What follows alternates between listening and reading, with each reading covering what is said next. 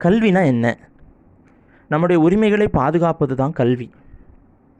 நம்முடைய உரிமைகள், பல உரிமைகள் இருக்குது. அது முறையாக நமக்கு கற்பிக்கப்படுகிறதா? கற்பிக்கப்பட்டாலும் அந்த கற்பிக்கப்பட்ட உரிமைகள் நம்ம வாழ்க்கையில் பின்பற்றுகிறோமா? பல உரிமைகள் இருக்குது. இன்றைக்கி நான் பேச போகிறதான உரிமை மாணவர்களுக்கான உரிமை.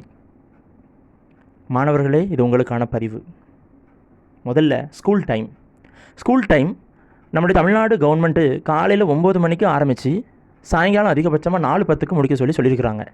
ஆனால் இன்றைய காலகட்டத்தில் நிறைய schools special class, coaching class அப்படிங்கிற பேரில் காலையில் 8 மணிக்கு ஆரம்பித்து சாயங்காலம் 6 மணி, 7 மணி, 8 மணி வரைக்கும் ஸ்கூல்ஸ் வைக்கிறாங்க.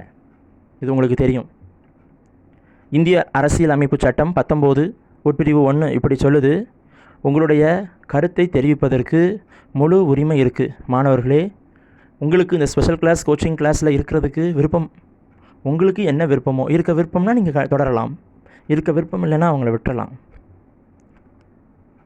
கட்டாய கல்வி உண்டு. கட்டாயத்தின் பேரில் காலையில் 9 மணிலேருந்து சாயங்காலம் 4:10 வரைக்கும் இருந்து படிக்கிறதுக்கு அவங்களுக்கு கட்டாய கல்வி இருக்குது. ஆனால் நேரம் கடந்த வகுப்பு மாணவர்களுடைய உடல் நலன் மற்றும் மனநலனை பாதிக்கப்படுத்தும். கல்வி நலன் ரொம்ப முக்கியம். மாணவர்கள் நல்லா படித்து இந்த சமுதாயத்தில் நற்பெயர் வாங்க வேண்டும், நல்ல ஒரு போஸ்டிங் போகணும், எல்லாரும் விரும்பக்கூடிய விருப்பம் அதுதான். ஆனால் நேரம் கடந்த வகுப்பு மாணவர்களுடைய உடல் நலன் மற்றும் மனநலன் பாதிக்கப்படுகிறது. இதனால் கல்வி நலனும் பாதிக்கப்படுது. மாணவர்களாகிய உங்ககிட்டத்தில் எந்த விதமான ஒப்புதலும் இல்லாமல், பேரண்ட்ஸ் உங்ககிட்ட சொல்லாமல் லெட்டர் எழுதி ஸ்கூல் மேனேஜ்மெண்ட் கேட்குறாங்கன்னு கொடுத்துட்டாங்கன்னா, உங்களுடைய கருத்தை நீங்கள் பேரண்ட்ஸ்டையும் ஸ்கூல் மேனேஜ்மெண்ட்லையும் தெரிவிக்கிறதுக்கு உங்களுக்கு முழு உரிமையும் சுதந்திரமும் உண்டு. அதனால் உங்களுடைய உரிமையை பாதுகாப்பது தான் உண்மையான கல்வி. மாணவர்களே, அதை நீங்கள் முதல்ல புரிஞ்சுக்கோங்க. உங்களுடைய உரிமை பறிக்கப்பட்டு உங்களுக்கு என்ன கற்றுக் கொடுத்தாலும் அது உண்மையான கல்வி கிடையாது.